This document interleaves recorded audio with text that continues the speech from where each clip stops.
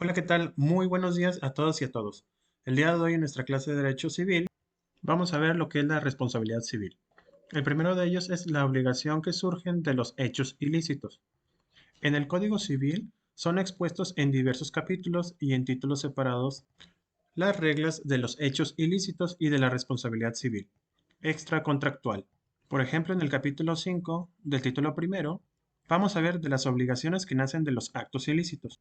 O por ejemplo, están las consecuencias del incumplimiento de las obligaciones, que la encontraremos en el artículo 2104 del Código Civil. El tratamiento de esta importante fuente de obligaciones y sus consecuencias debe ser común, general y sistemático, como se va a tratar a continuación.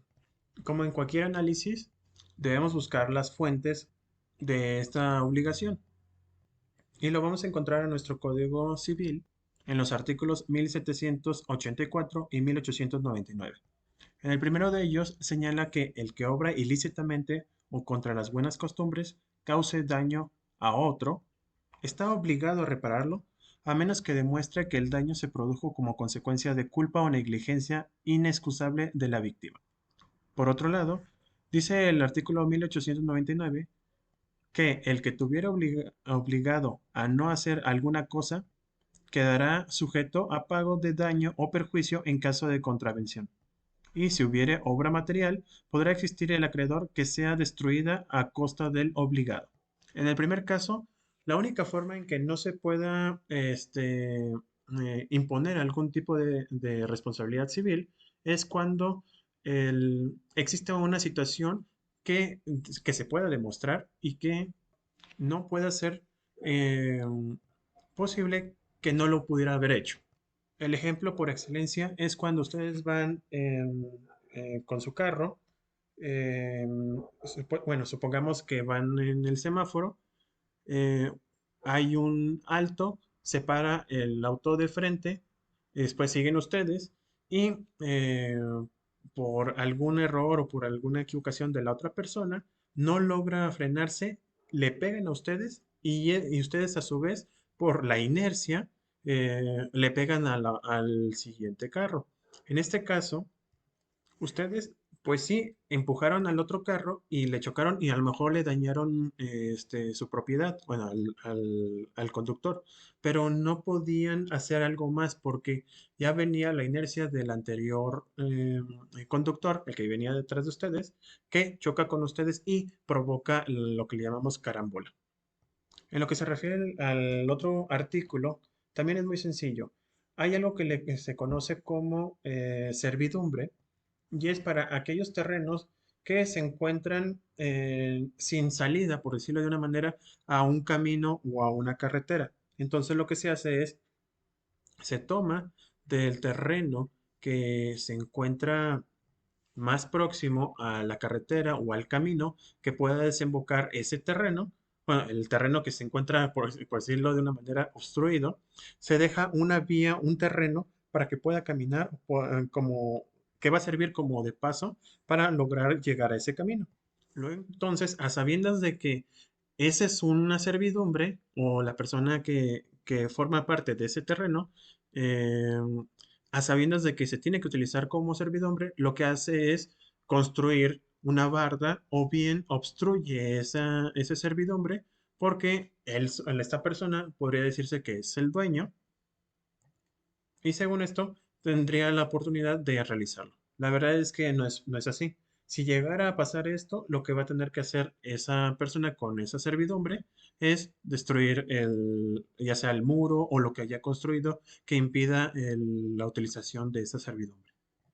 Otra fuente es el artículo 1787, en el que señala que cuando una persona hace uso de mecanismos, instrumentos, aparatos o sustancias peligrosas por sí mismos, por la velocidad que desarrollen, por su naturaleza explosiva o inflamable, por la energía de la corriente eléctrica que conduzca o por otra causa análoga, está obligado a responder del daño que cause, aunque no obre ilícitamente, a no ser que se demuestre que ese daño se produjo por culpa o negligencia inexcusable de la víctima, por causa fortuita o fuerza mayor.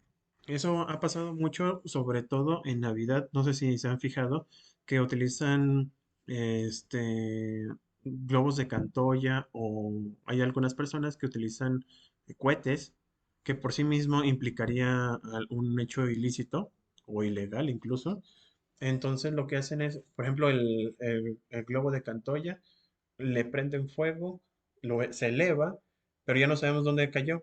Y quizás ese globo puede llegar a una casa o encender alguna madera que se encuentra en una casa e inicia un incendio. De hecho, así pasó en California. Una familia se le ocurrió prender uno de este tipo de globos e inició uno de los incendios más importantes de la historia de California. Si se fijan en todos estos artículos, en las consecuencias en todos ellos es tratar de reponer el material perdido. Es decir, en materia civil va a ser la reparación del daño que haya ocasionado nuestros actos u omisiones por obligación de no hacer. Ya esto se va a tener que hacer una reparación del daño y perjuicios a los que le llamaremos responsabilidad civil. Repito, bueno, a la inversa, la responsabilidad civil es la reparación de los daños y perjuicios causados por nuestras acciones o conductas ilícitas, o bien por el riesgo creado. Lo que les decía, si nosotros estamos utilizando cableado, fuego, o utilizamos sustancias peligrosas, nosotros estamos provocando que pudiera haber algún menoscabo de algún bien mueble o incluso inmueble y nosotros tendríamos que pagar la pérdida que provocamos. Aquí tenemos ya definitivo lo que es el concepto y este va a ser también pregunta de examen. Responsabilidad civil es la necesidad de reparar los daños y perjuicios causados a otro por el hecho ilícito o por la creación de un riesgo. Asimismo, también tenemos que definir lo que es la indemnización. Si bien la responsabilidad civil es el nombre que se le da a la obligación de indemnizar los daños causados por hechos ilícitos o riesgo creado, el contenido, por decirlo de una manera, es la conducta que tiene la persona de hacerse cargo de los daños producidos y restañar sus efectos. Es decir, sin dejar daños. Restañar sería cubrirlos. Ahora bien, ¿cómo vamos a indemnizar? La reparación en naturaleza o reparación por equivalente. La primera de ellas consiste en borrar los efectos del acto dañoso, restableciendo la cosa o la sustitución que tenía antes de él. La situación, perdón. Coloca de nuevo a la víctima en el pleno disfrute de los derechos o intereses que le fueron lesionados.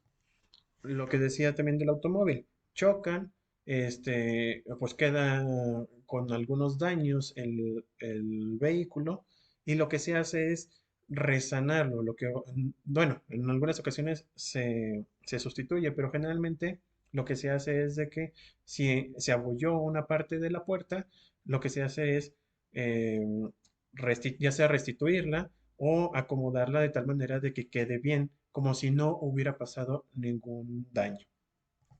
También si se rompe algún objeto, se sustituyen a las partes que quedaron dañadas para que quedara como si nunca le hubiera pasado nada a ese objeto. Ahora bien, si no es posible la reparación del daño en naturaleza, se indemniza proporcionando a la víctima un equivalente de los derechos, intereses o bienes afectados, que por lo general es dinero, el cual va a restituir el importe correspondiente previa estimación legal de su valor. Siguiendo con el ejemplo del auto, si de plano quedara completamente destrozado el auto, y que no se pudiera echar a andar o que tuviera imposibilidad de que volviera a estar como antes, entonces lo que se va a hacer es a través ya sea del libro azul o de algún elemento en que pueda determinarse el valor total de ese bien y se pague en efectivo o en dinero. Ahora bien, aparte de las formas en que se indemniza, también hay clases de indemnización. Bueno, la indemnización debe corresponder al daño que se habrá de reparar, ni más ni menos. Porque hay muchas veces, yo me acuerdo de que tienen, no sé, un Datsun que le llaman Topaz, por todo pasteado, le chocan y quieren que se les pague ese auto como si fuera nuevo. Me consta, me ha pasado. Bueno, no he chocado, pero sí he defendido a gente por este tipo de situaciones. Si este consiste en el demérito o la pérdida definitiva de los bienes o en la frustración de los derechos de la víctima por el incumplimiento total o parcial de las obligaciones del deudor, la indemnización deberá ser un susadeo o sustituto de lo que se ha deteriorado o ha desaparecido. Asimismo, se compensa su depreciación o ausencia, por lo cual a esto se le va a llamar indemnización compensatoria. Repito, si el auto está completamente inservible, lo que se va a hacer es pagarle en su totalidad el costo de este auto. Cuando el daño proviene de un retardo o una mora en el cumplimiento de una obligación, se repara por esa mora y la indemnización correspondiente recibe el nombre de moratorio. Recuerden que en materia civil y en particular en los contratos, si existe un cumplimiento o tiene que haber un cumplimiento del mismo, en el momento en que una de las partes no cumple con sus obligaciones, se entenderá como un hecho ilícito y por lo tanto tiene que repararlo. Porque una de las partes ya tiene, por decirlo así, ideado utilizar ese dinero para otra actividad. Vamos, ya lo tiene contemplado. Y si la otra parte no cumple con su obligación, le está quitando la posibilidad de hacer uso de ese dinero que ya lo estaba contemplando. Su cuantía será igual a la pérdida o los perjuicios que hubiesen sufrido el acreedor por el retardo en el cumplimiento. O en algunas ocasiones puede ser de que la demora será un inoportuno pago, ya sea también inútil o equivalga al incumplimiento definitivo, el famoso ya para qué. Como sucede en las prestaciones de tipo personal que deben de pagarse en una ocasión o en un evento determinado. Muchas veces pasa de que tienes el contrato para un evento, ya sea para una boda, unos 15 años, y el pago que se tiene que realizar corresponde a la fecha en que se va a hacer la boda. Entonces, o los 15 años. Luego, entonces, si yo quiero pagarlo, pero lo hago posterior a la boda, en primer término, eh, dudo mucho que se haya prestado el servicio y por lo tanto ya es inútil el pago. En todo caso, lo que estaría obligado esta persona sería el pago por la causa de incumplimiento de contrato. Bueno, este tipo de reparaciones se le llamarán indemnizaciones compensatorias. Otro ejemplo es cuando usted contrata a un cantante para que se presente en el programa de televisión del martes próximo, por ejemplo, y sería a las 9 de la noche para una clausura de algún festival. Y resulta ser de que llega tarde, lo mismo que le decía de la boda, pero en este caso al revés del prestador de servicio. Esta persona llega tarde y su retraso hizo inoportuno y estéril su presencia. Al final de cuentas, a lo mejor ya concluyó el festival y pues ya no pudo presentarse. Luego entonces, la indemnización que debe pagar es la compensatoria por el incumplimiento de dicho contrato. Ahora bien, ¿cuándo inicia la demora? La mora o retraso en el cumplimiento de una obligación es, como vemos, un hecho ilícito que va a corresponder o va a comprometer al deudor por este hecho. Y su inicio se produce, en primer término, en las obligaciones sujetas a plazo suspensivo a partir del vencimiento de este. Si el contrato decía que se tenía que pagar una cantidad de dinero el 5 de noviembre, llega el 5 de noviembre y no cumplió, a partir de ese 5 de noviembre en adelante va a incurrir en mora. Ahora bien, si este contrato no tiene un plazo, deberemos distinguir dos situaciones. Si se trata de una obligación de dar, la mora va a comenzar 30 días después al efectuado de la interpelación. ¿Esto qué quiere decir? Cuando el acreedor le requiere formalmente el pago, cuando se realiza el hecho jurídico o extrajudicialmente ante dos testigos o ante notario.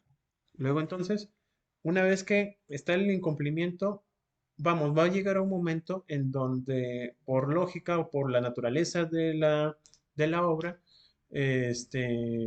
o de la acción u omisión, se tiene que identificar cuándo va a ser. Supongamos que ya existe la temporada de lluvias y antes de que llegue esa temporada, ustedes le piden a una persona que ponga impermeabilizante. No saben a ciencia cierta en qué fecha exacta va a empezar a llover. Pero si empieza a llover y no han puesto el impermeabilizante, pues creo que ya ese sería momento, o estaríamos viendo para exigir el pago.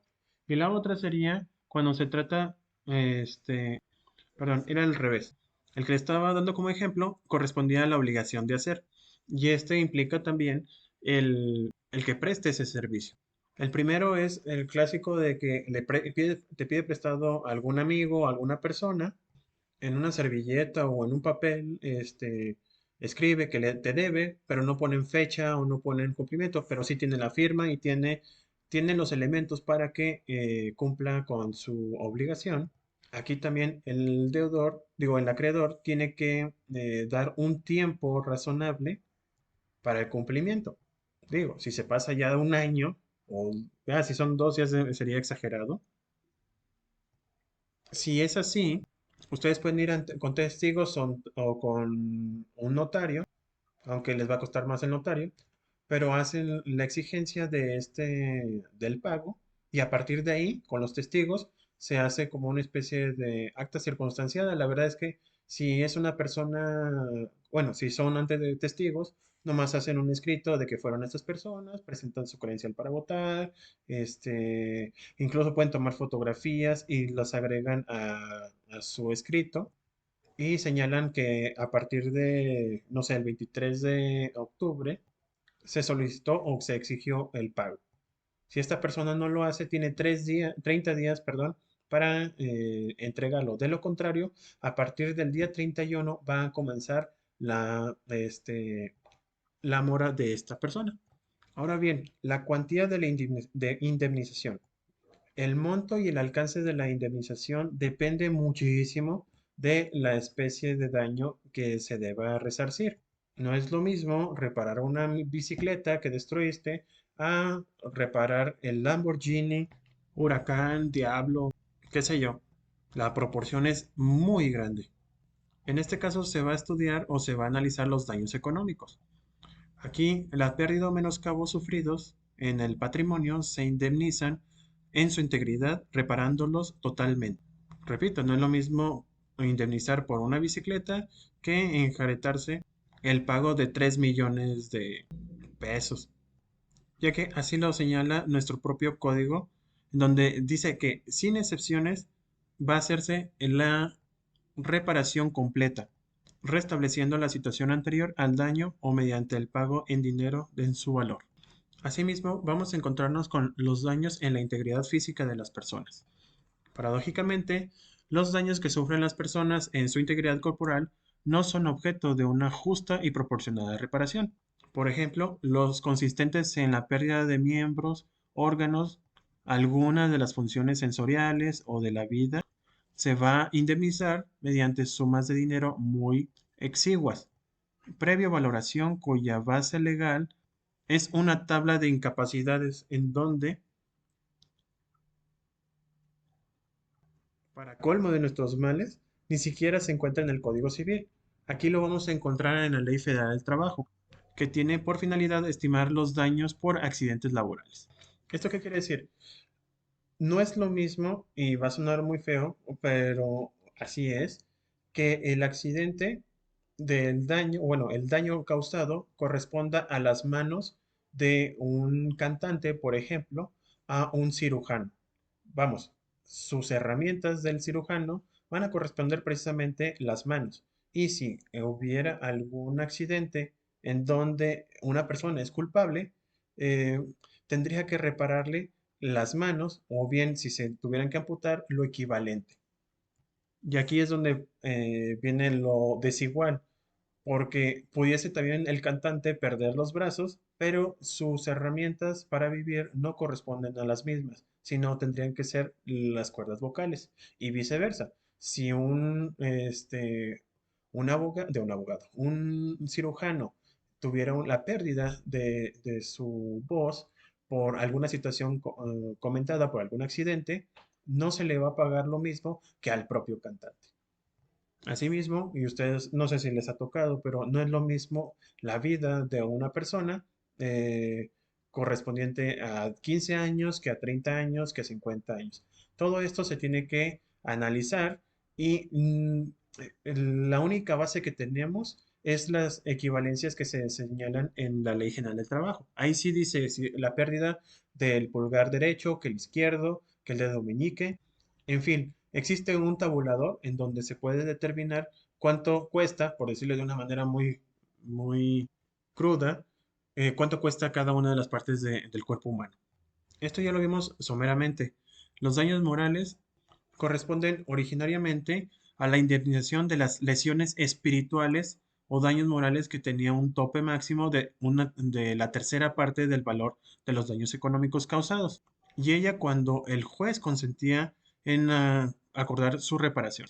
Esta sigue siendo la base en nuestro Código Civil. Sin embargo, hay algunas demandas que han ido ante la Suprema Corte de Justicia en donde ha llegado o ha señalado montos muchísimo más grandes porque la intención del juez, en este caso de la Suprema Corte, es causarle un escarmiento mayor a las empresas.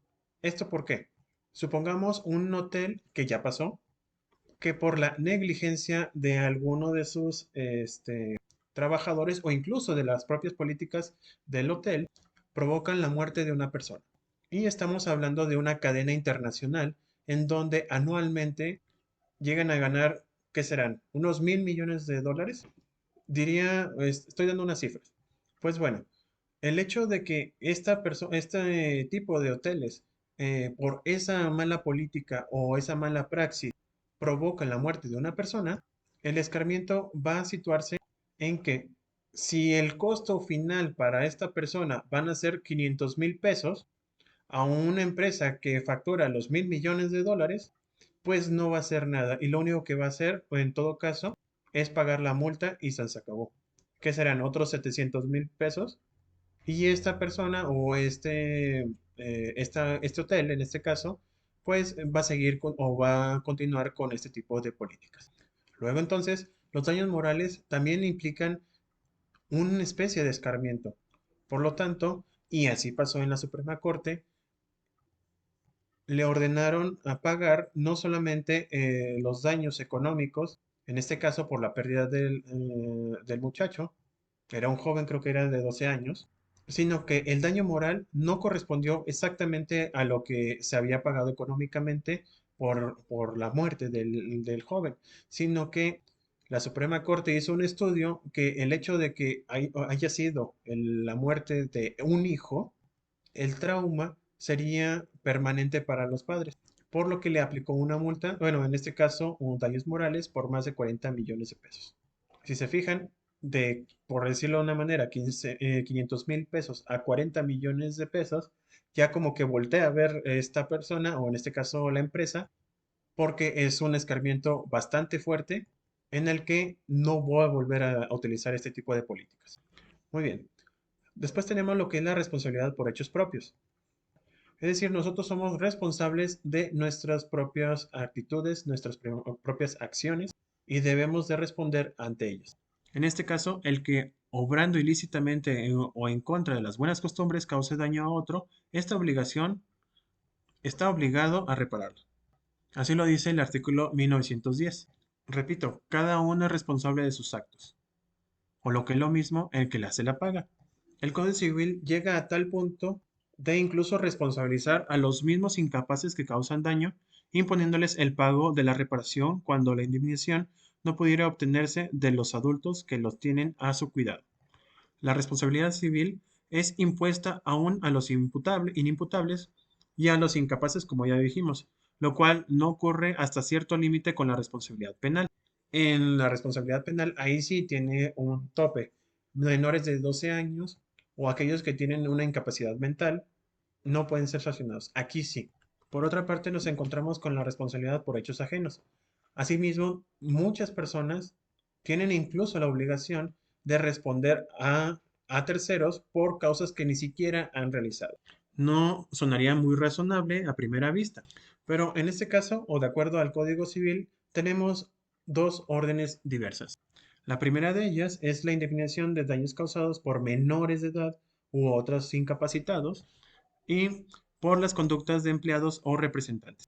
El primero de ellos es cuando, bueno, cuando sus hijos juegan en la calle y pasa que están jugando béisbol o fútbol, patean el balón y rompen el vidrio de una de las casas o con la pelota, o bien le pegan al parabrisas de alguno de los carros. Si se fijan, quien realizó el acto fue un incapaz, es decir, un menor de edad. Entonces, ustedes, como sus padres o tutores, tendrán la obligación de pagar el daño que hizo sus hijos. Asimismo pasa cuando algún empleado o el representante realiza un acto ilícito, civilmente hablando. Lo que les decía del hotel, si uno de los empleados fuera el que abrió, en este caso, abrieron una compuerta donde tenía cables, le llamaremos pelados. Este chavo lo que hizo fue pasar por ahí, pero cuando pasó, estaba mojado. Dio el paso y se electrocutó.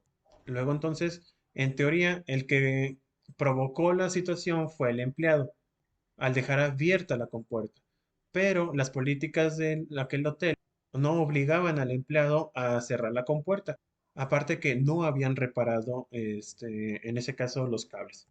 Bueno, respecto a la responsabilidad por hechos de los incapaces, ¿quiénes son las personas que están obligados? Entre ellos está el que tiene la patria potestad, los directores de colegio y talleres.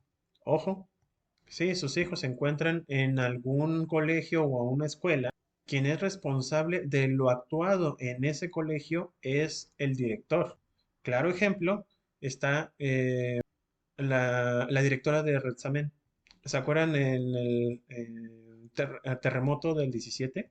Actualmente esta persona, la directora, está compurgando tanto una pena, bueno, ya la sentenciaron, como una responsabilidad civil. Y por último están los tutores. Respecto a los empleados o representantes, ¿quiénes responden? Cuando se trata de actos operarios, los maestros artesanos son los encargados. Por ejemplo, están en una obra y ya ven que muchos maestros llevan a sus chalanes.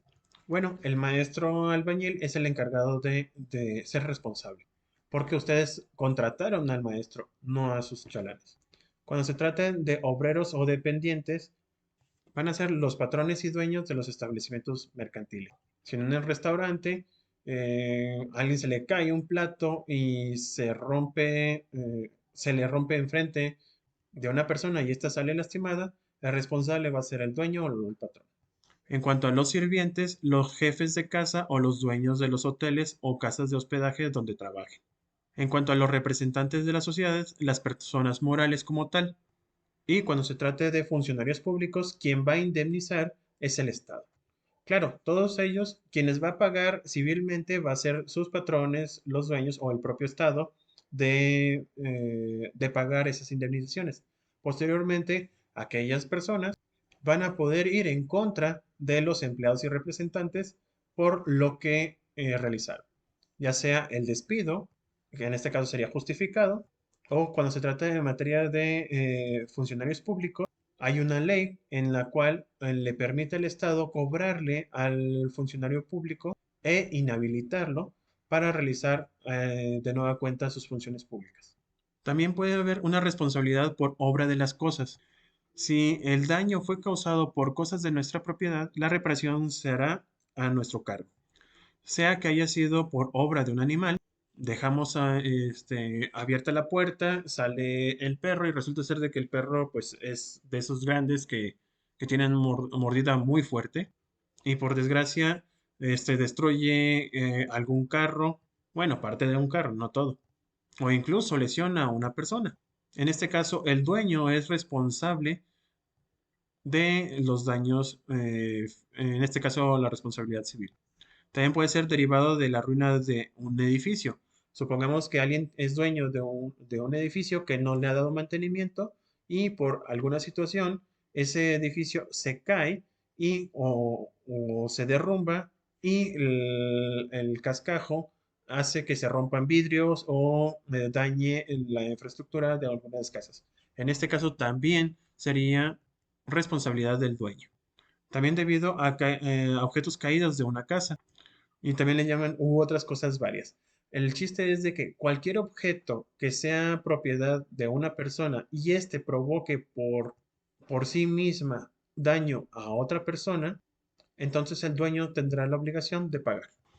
El deber de indemnizar reposa igualmente en la culpa del dueño, quien deba vigilar a sus animales o mantener sus cosas en condiciones de no dañar a los demás. También puede ser de que empiece un incendio y ese incendio provoque la pérdida de una casa. Si el incendio fue provocado o bien por negligencia del propio dueño, entonces este tendrá que pagar. Aquí se estaría transgrediendo el principio de derecho de que nadie debe causar daño a otro. Si no quiero que me dañen, yo tampoco debo de dañar. Hay otro ejemplo que corresponde al abuso de los derechos. Esta es una especie peculiar de los hechos ilícitos que ha adquirido gran resonancia e interés en los derechos modernos por el uso abusivo de los derechos, el cual se caracteriza porque se causa un daño al ser uso de un derecho. Es decir, nuestra conducta perjudica aunque exista un derecho aparente. Sin embargo, lo hace deliberadamente la utilización de este derecho, o lo que trata de hacer en este caso es perjudicar a un tercero, haciéndolo como una acción antijurídica. Ahorita veamos un ejemplo. Y aquí está.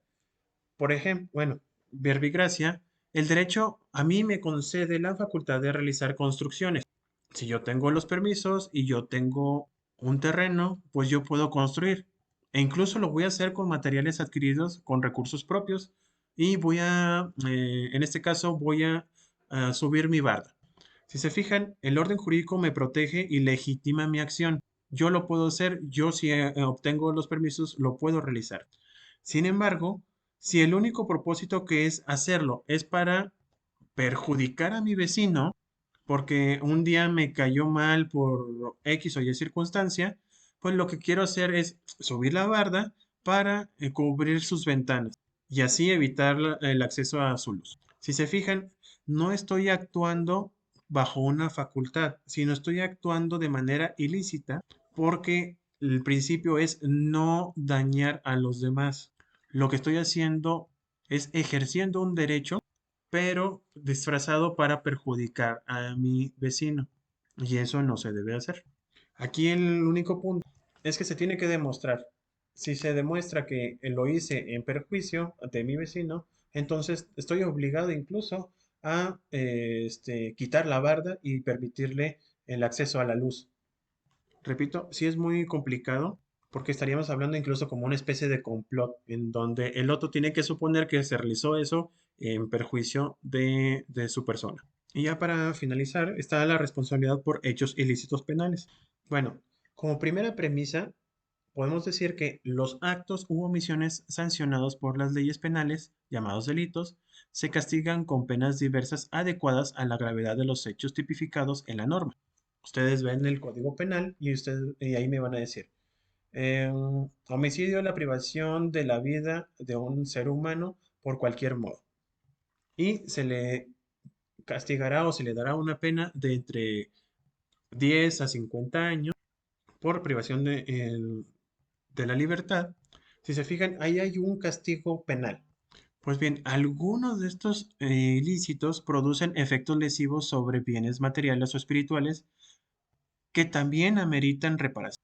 También lo dicen las leyes, digo, en este caso, los códigos penales. Si se fijan, también dice, se le impondrá esta pena privativa de la libertad por tantos años y además se le tendrá que pagar daños y perjuicios ocasionados a la víctima u ofendido. Y también son fuente de responsabilidad civil y confieren derechos a las víctimas para ser indemnizadas, como ya les había comentado.